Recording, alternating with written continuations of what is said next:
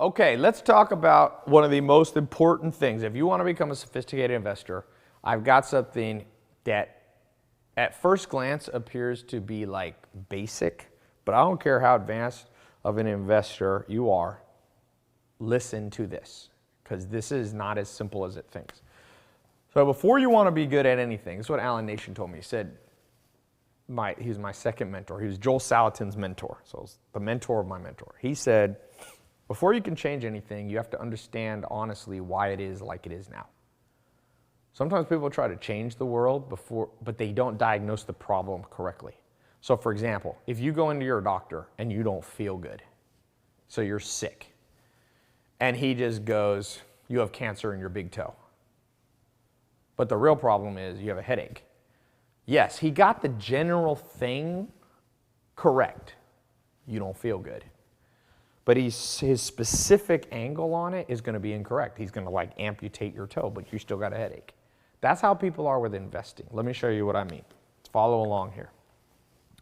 People say, I suck with investing and money because I don't have much money to start. Or my parents didn't teach me about money.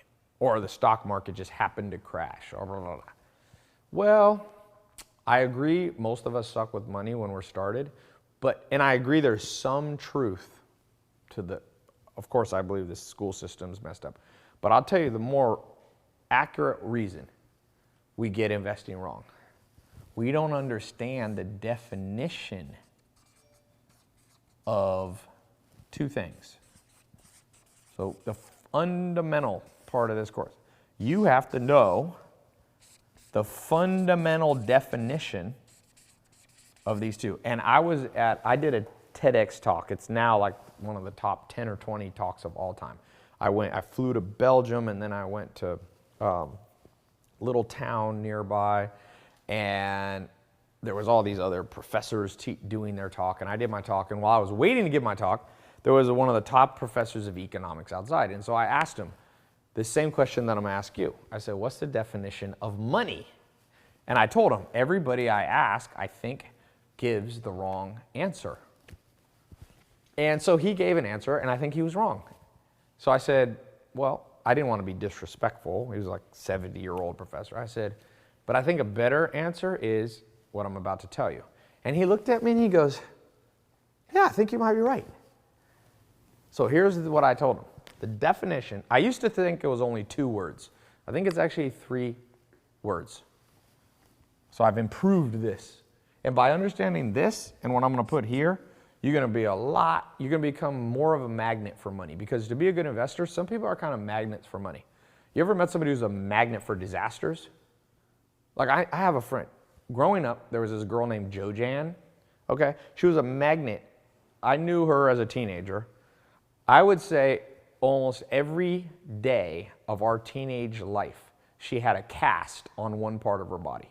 I'll never forget. She had broken her arm, fallen down the stairs. I hope JoJan's not listening to this. She lives in San Diego. This is when I live in San Diego. She fell down the stairs, broke her arm, okay? Then it was like, you keep a cast on for 6 weeks. She went to the same church as me and Joey, my best friend. And so she finally got it off. And she was Joey's neighbor. The next day, I kid you not, her mom said, take the trash out. She took the garbage and was like swinging it, like just, like a plastic bag of garbage. There was glass in it. She sliced her leg, comes the next day, and she destroyed tendons or whatever. She has like a cast on her leg. I'm like, this is a new record for you, JoJan. It's been one day, and you figure out how to get a new cast on. And I'm telling you, I think she had 10 casts in the time that I knew her before I moved to North Carolina. So she was a magnet for disasters. So when it comes to money, I know people that are magnets for disaster. And I think how you break that cycle, you break that curse, is you know exactly what money is. So memorize this. Take notes. Money equals scarce, in demand, this is a key word, resources. Now, investing, we're investing money. So what are we really investing? We're not really investing money. Money. This is money right here. It's 10 G's, okay? It's cotton. It's actually a $100 bill is not $100 of value in cotton. It's a medium of exchange, right? But it has an underlying utility. And that's why we say money, for it to be money, it has to meet all three of these definitions. It has to be scarce. What happens if the U.S. economy and the Federal Reserve prints too much money? Inflation. I was just down at a conference. Where was I? And somebody handed me an actual dollar bill, but it wasn't a dollar bill, from I think it was Zimbabwe, Africa. And they now print $1 trillion bills. And it's worth $1. That's called inflation. They printed too much money, and now you need $1 trillion to buy a candy bar or a Big Mac or something. My grandma was born in 1918, February 20th, 1918. World War I was still going. Right after World War I, when Germany surrendered in the armistice, there was a big recession in Germany. My grandma said she grew up eating carrots, carrot soup for breakfast, carrot soup for lunch, carrot soup for dinner. There was no food. And she said, you know what happens, Tai? You turn orange. She said, we all turned orange, like, what is it, Veruca Salt or whatever on Willy Wonka, where she turned purple or whatever. That happened to my grandma. And the reason was Germany printed so many, I think it was Deutschmarks or whatever it was, that money became valueless. People would take wheelbarrows of money. You'd get paid at work. And you'd try to run to the bank fast enough that it was still worth money. Okay, that's inflation. So good, for things to be good investments, for things to create money, they need to be relatively scarce. Apple stock. Apple may be the first company that ever becomes worth $1 trillion. So if you want to buy Apple stock, one of the principles you have to understand is that there's a limited amount of Apple stock. They cannot print. Now, they can do what's called a stock split, but that's just like taking a cookie and doing it in half. It doesn't change the value. But if Apple every day released 1 billion shares, 1 billion shares, 1 billion shares, 1 billion shares, then Apple stock would be worth eventually zero. So the first rule as an investor for you to become sophisticated, understand that for things to be good, they have to be scarce. That's why sometimes when I hear people are going to start a business and they go, oh, I don't know if I want to do this. It's kind of hard. Not many people know how to do it. I'm like, no, that's a good one. That'll probably be a magnet for money. Remember how I said you can be a magnet for disasters and poverty? You can also become a magnet for money by just understanding things need to be scarce for them to turn into money. Money equals scarcity. But scarcity in of itself is not valuable. For example, I could make a piece of art right here. Okay? And I could say, oh, I was in Tai's course. There's only one of these in the world. It's scarce. Therefore, I'm a magnet for money. I'm a sophisticated investor. Nope. Because notice I put other words there. This is true. This is scarce. There's only one. Horrible drawing like I just did. There's only one. But is it in demand? Have you ever met somebody who goes, you know what would make my day better? If this was hanging in my living room. No, there's no demand for this. Why? It's not valuable. It's not interesting. Now, Pablo Picasso, if he had drawn like this, it'd be in demand just because of his name. Sometimes you see certain art and you're like, wait a second. This is not valuable because it's scarce. It's valuable because people demand, I want a Picasso. Okay, but I am not an art. If I put my name here, Tai, I have zero street cred in the art world. So this is exactly worth $0. I promise you. If you take this, you try to invest this, you go talk to people and say, yo, I got something for you. You got a nice car? All right, I got something for you. And they go, I don't want that. And you go, but it's Tai. It's not in demand. My artwork is not in demand, and you can see why, hopefully. So we're going to throw this away. If you want to be a magnet for poverty, try to sell my art. Now notice, so there has to be demand for it. That's why another thing, I know people are on the wrong track when they're starting businesses. They go, dude, I'm starting a business. I'm going to make so much money. I go, what's the business for? Underwater basket weaving course. Is that in demand? Have you ever met a human that woke up and said, you know what's missing in my life? I demand a course on underwater basket weaving. No, there's no demand.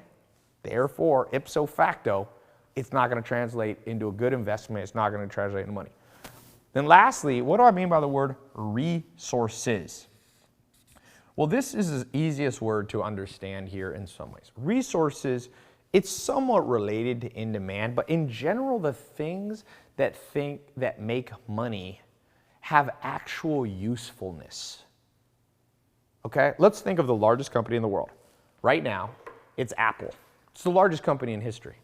Now, is this iPhone a resource to me?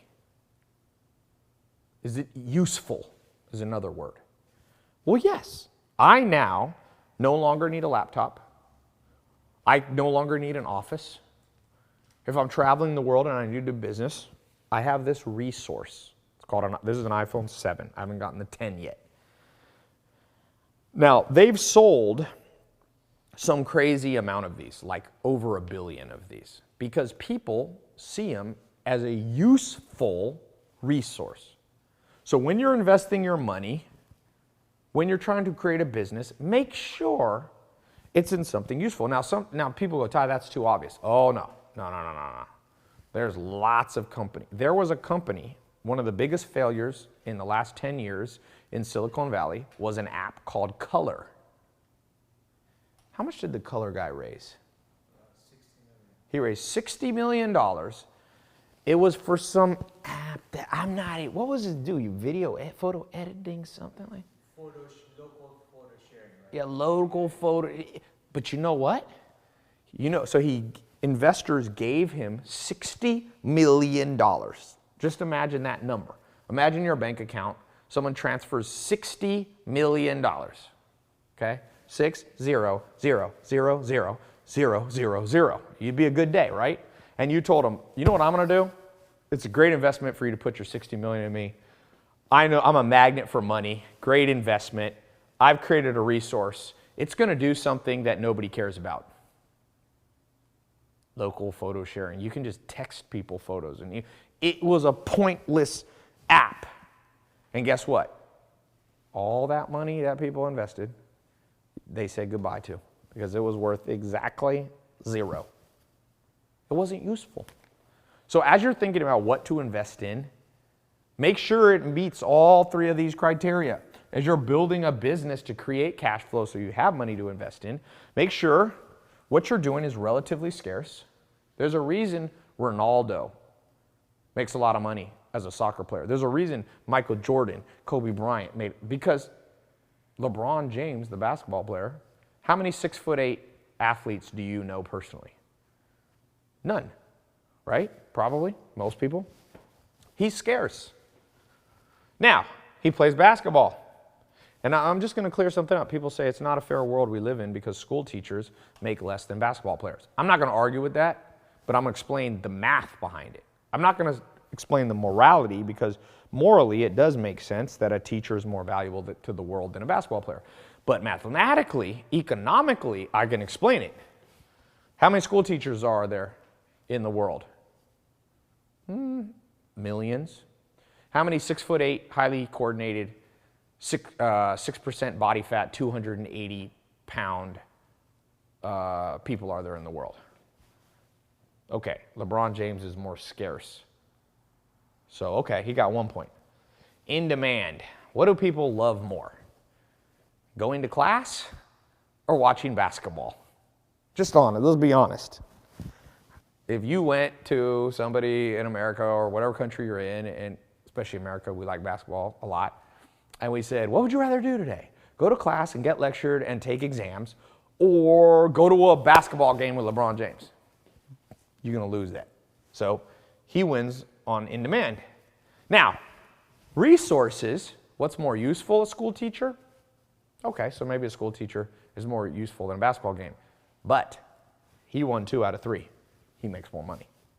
And trust me, you can run this exercise through everything. Apple, why is it the most valuable company in the world?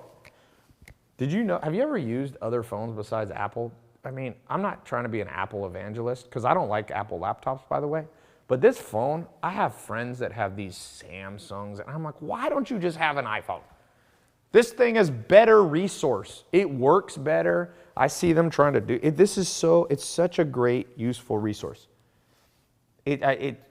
Phones are in demand, and it's scarce. There's no other thing designed like this. People have tried to copy it. They got trademarks on it. They have patents on it. You can't even copy it legally if you wanted to. So that company that's so useful, so in demand. How many people do you know who have a phone? How many people do you know that say they don't want a phone, a cell phone? There's 323 million Americans last time I looked. If you gave everybody the choice to have a free phone, how many people would say no? Basically, all 323 million that were old enough. Maybe even my grandma's 99. She got an iPhone. She sent me she sent one text in her life. She has like the phone, like the words are like this big. It's funny to say on the phone. But it's in demand. It's useful. This phone has more processing power than the first rocket that took man to the moon.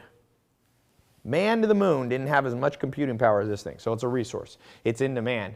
And if you like the design and the layout, they have a patent trademarks on it.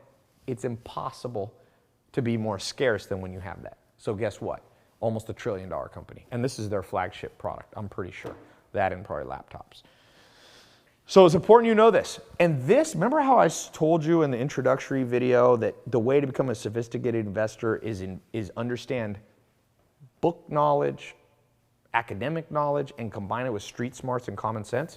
What I'm talking about now is the common sense. So when your friend comes to you and says, invest $10 million. This is what happened to my friend. He sold a company for $18 million. He spent about $8 million of it on paying off taxes and buying a house and cars. His friend came to him and said, do. Best investment for you ever.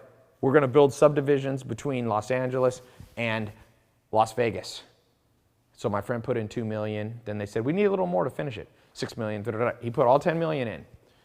And guess what happened? 2008 came, and do you know what it looks like between Los Angeles and Las Vegas? It's a pure desert with no people. So he forgot something. Yes, it was scarce. He was going to be the only subdivision between here and, between Los Angeles County and Vegas. It was a resource, because a house is a resource. It's useful. You go in it. You get shelter. But he forgot something. It wasn't in demand. How many people have you ever met that go, you know what I really want to do? I want to live in a disastrously hot desert with no people, no jobs, no stores, exactly 2 hours away from the nearest Los Angeles civilization and 2 hours away from Vegas. I've never met somebody who goes, you know what will make my life better? I really am demanding living in a hot desert with no one around. So he forgot. He did that one, but he didn't have common sense. You right now, just watching this for 15 or 20 minutes, has more common sense than he had in his entire investment strategy, and he lost $10 million. He had to go back and get a 9 to 5 job. He forgot the first rule of getting rich. You only have to get rich once. But he didn't have common sense. So I hope each of you, even from this little kind of seemingly simple thing, now get it. Like every investment that you go into, you have to check the box on all three of these. If for any reason you can't find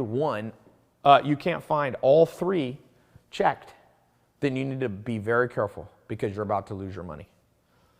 Now, so we defined money. Let's define really what investing is. So what is investing? And I'm going to tell you, there's many ways we could define investing. I'm going to give you kind of some buzzwords that I want you to write down and memorize. I hope you remember. What is it? Scarce, in demand, resources, or you could say usefulness. Scarce, in demand, useful stuff, okay? You invest in scarce, in demand, useful stuff, you do it with some common sense, you'll be probably okay, as long as you don't freak out when things go up and down. You'll probably be, if you break any of these rules, say goodbye to your money most likely. Okay, investing. What is investing? This is my definition of investing. That was the definition of money. Now you take the money, you have to invest it. Okay? There's a couple buzzwords. I'm not even going to say sentences. Key principles you need to understand are risk tolerance. Just remember this. Plus volatility. I just want you to remember those things. There's a lot more we could say, but let me explain on the next page. So here you got to remember 3 words: scarce, in demand, resources. For the word investing, you got to understand risk tolerance and volatility. So people are going to tell you, what's the best investment? Should you invest your money here? People are going to, as you start making money, yo, invest in me, invest in me, invest in me. Okay, you're going to have to just go back to the basics. Not basics, fundamentals. It's like you can't build a second floor. This house has 3 floors. You can't have that floor without this floor. It's not like this floor sucks and that floor is awesome. Sometimes when I do fundamental lessons, people go, no, get to the good stuff. I'm like, what do you mean good stuff? This bottom floor of my house is definitely just as good as up there. So don't overemphasize day trading Forex stuff, which is the 8th floor of a house, and you forget to build a bottom floor. This is the best floor. If I could only have 1 floor in my house, it would definitely be this one, because if I take this floor out, that one falls down. So please, some of you, I'm telling you, you get a little ahead of yourself and you're like, no, I'm too sophisticated for this. No, the greatest basketball players in the world are good at free throws, basic. First grader can shoot a free throw. They're good at rebounding, they're good at assists, they're good at defense. They might not be able to do a 360 windmill dunk. The best soccer players in the world have great ball control. They might not be able to do, one of those axe kick reverse, but they're still good at soccer and football. So with investing, you don't have to be able to win the dunk contest. You don't have to be able to do it, but you got to be able to do this. So here's what I mean. Let's break these down. We got risk tolerance and we have volatility. So the second you think of investing, think of this. Here's what I mean. Let's break these down real quick. So risk tolerance is about you.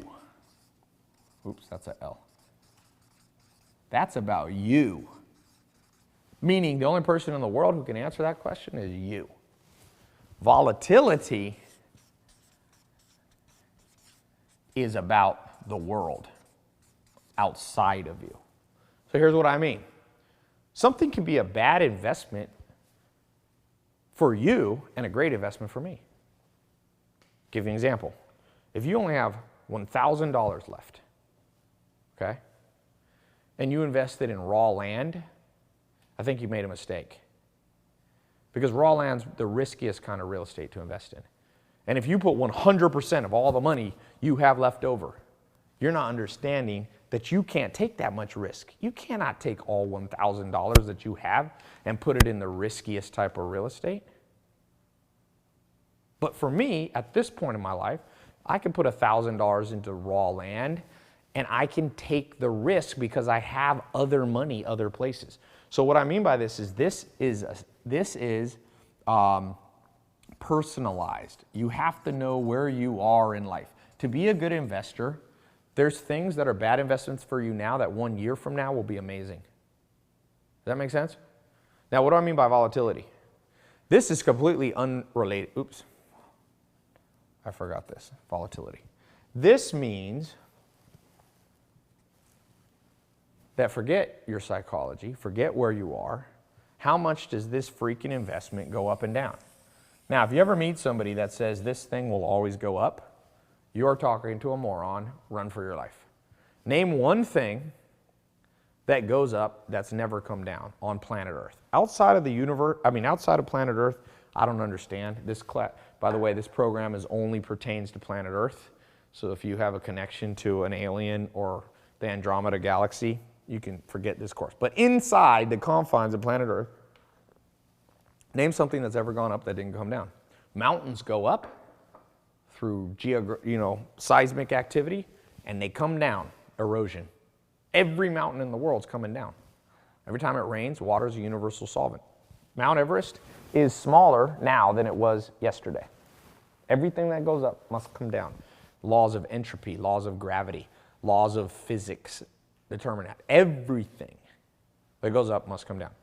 Of the first companies ever on the stock market in the 1800s, okay?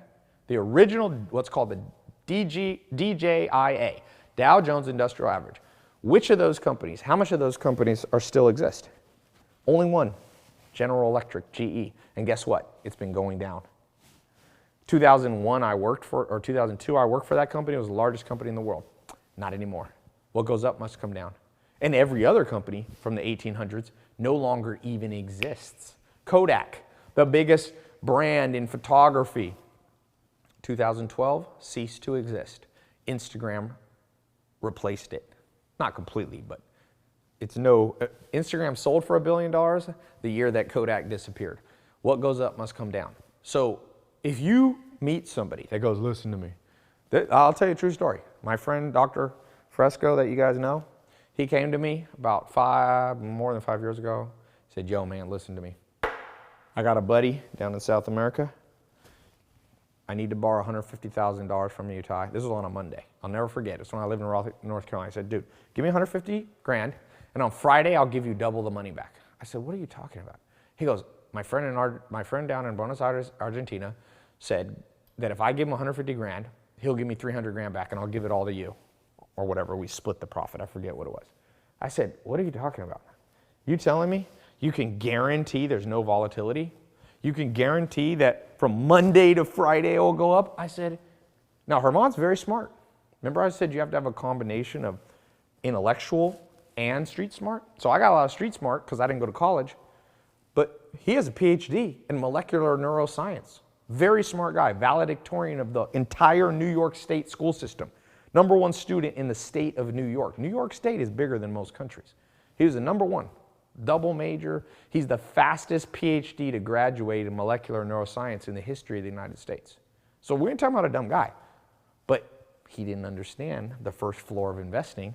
So he just said, oh yeah, anybody who tells you, by the way, an exact prediction on when it'll go up, like Monday, give me till Friday, automatically they have no street smarts and they're about to lose his money. So I told him, listen, dude, I'm not giving you 150 grand because you're going to lose the money. And it's going to strain our friendship because I'm going to be like, so I gave him, I'm pretty sure I gave him either 10 or 20 grand. I said, just take this money. You ain't never going to be able to pay me back, but I know you have good intentions, but I don't believe in this scheme that your friend has in Argentina. Sure enough, Friday came. Oh, by the way, Herman went out and talked to 10 other people and they gave him 150 grand. I gave 10, he got like 4 people to give him money.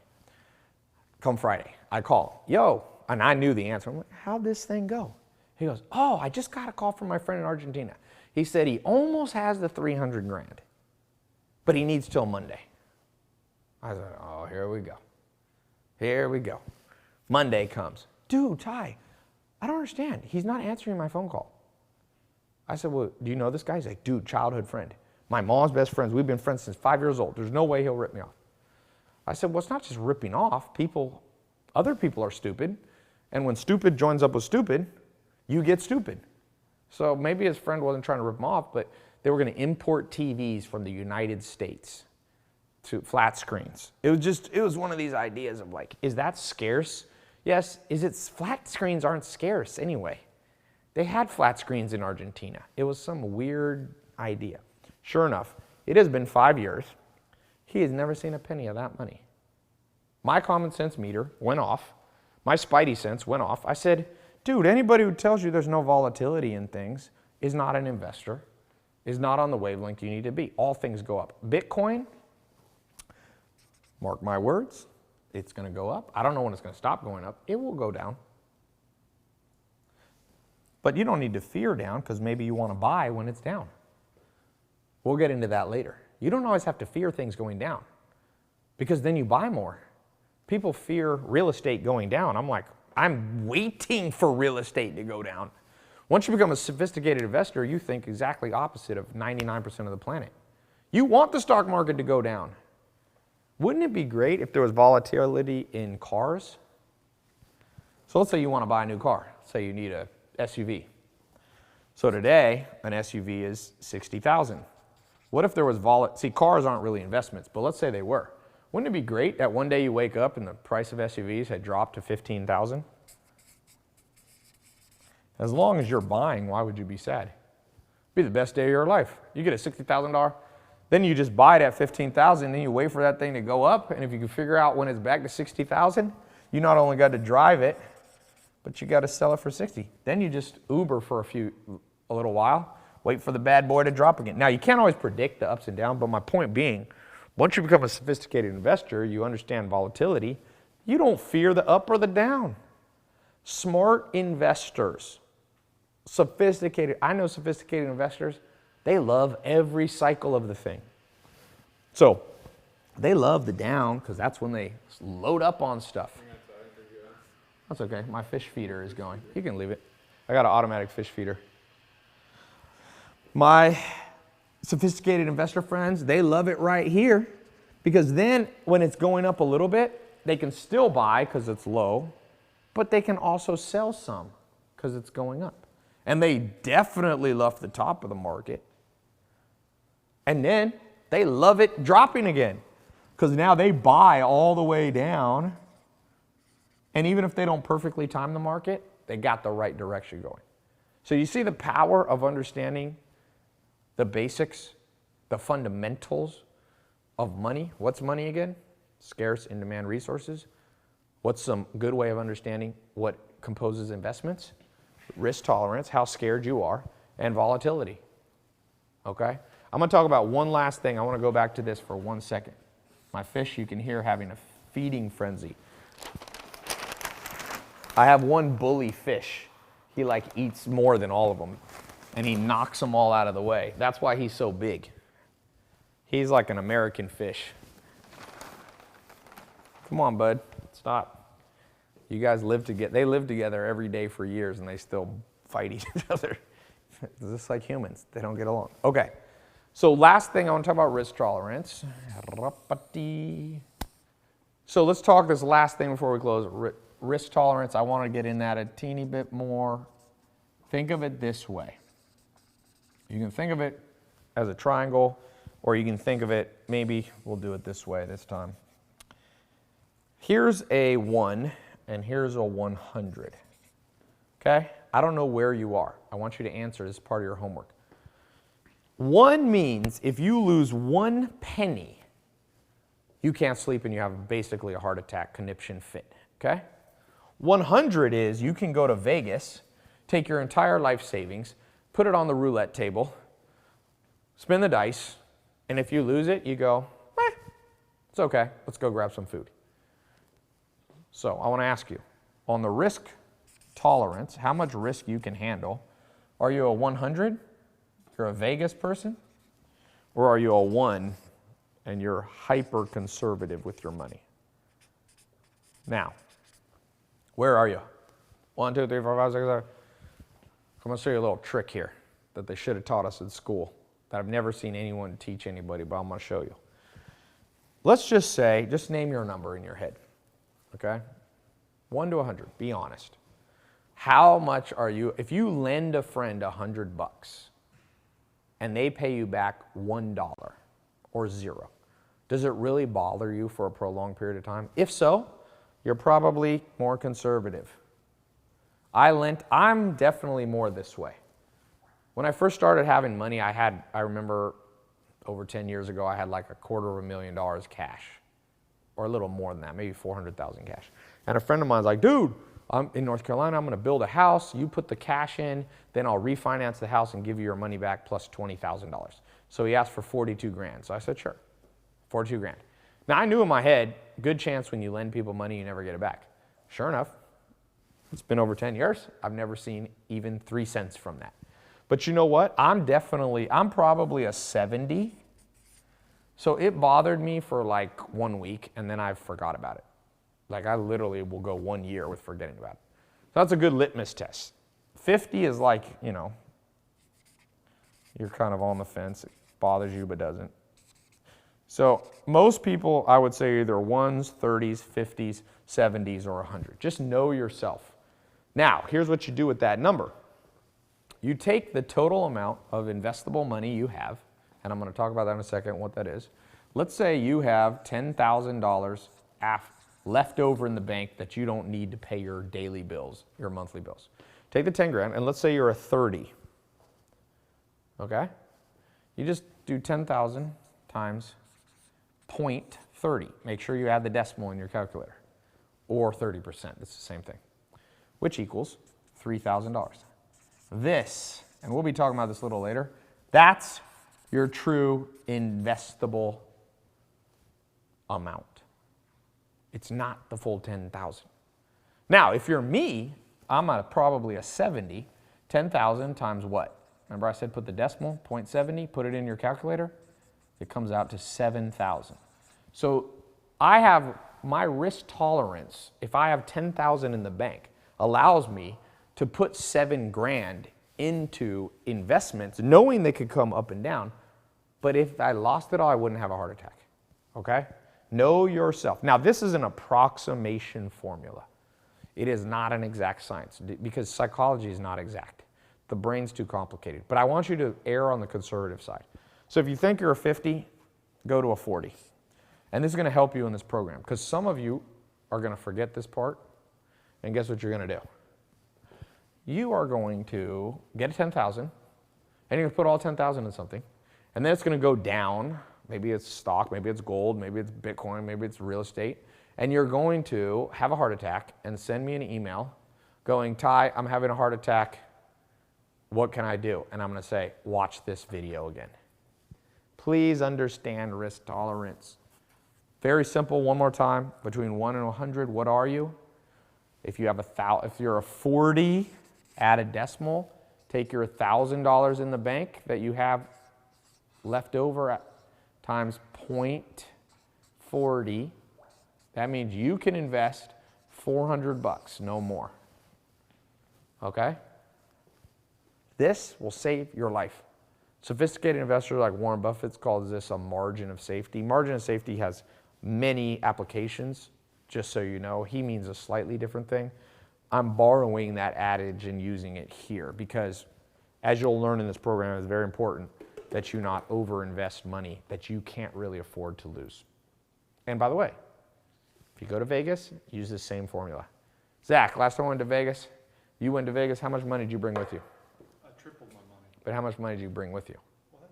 Oh, with me? Yeah. Well, that would give away how much I won. Okay, let's say Zach brought $100 with him to Vegas.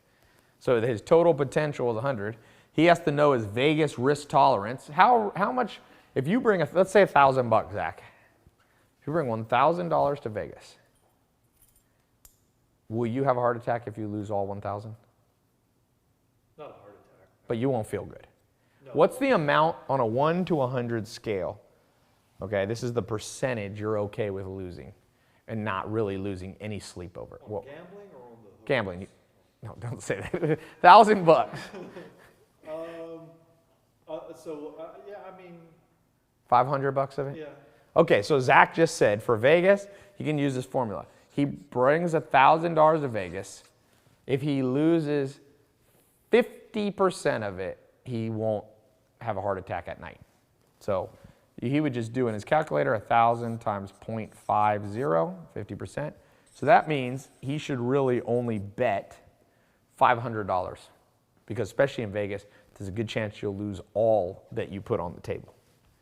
Now in investments we'll get in later, you can make this a more complicated formula by going what are the odds that you'll lose the money, blah, blah, blah. This formula, you can get very mathematical, but this is just a great approximation. Zach should put $1,000 in his wallet, drive to Vegas. He can drive by my friend's failed building. I think it's gone now. I think the sand has blown over his $10 million real estate investment. Takes that, but he should really only put $500 in his pocket when he walks down to the blackjack table. And then he can feel free to go crazy with it, double down, bet, put it all in on one hand, because worst case, he knows he got that $500. That's his margin of safety up in the room. Start thinking this way and you'll be a better investor. So, final thing, your homework here.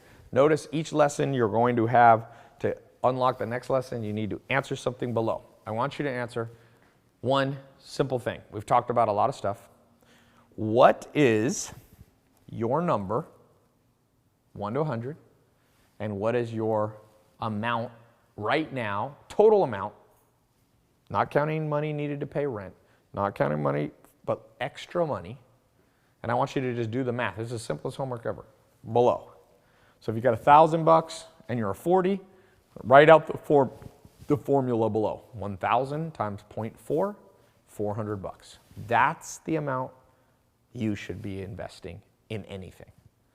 Keep the other $600. If you're a 80, and you got $6,000, you do 6,000 below, write out the formula, 6,000 times 0.8, which is $4,800. That's what you can put in various investments that you'll be learning throughout this program. Okay? So finish that up, and we'll see you on the next lesson.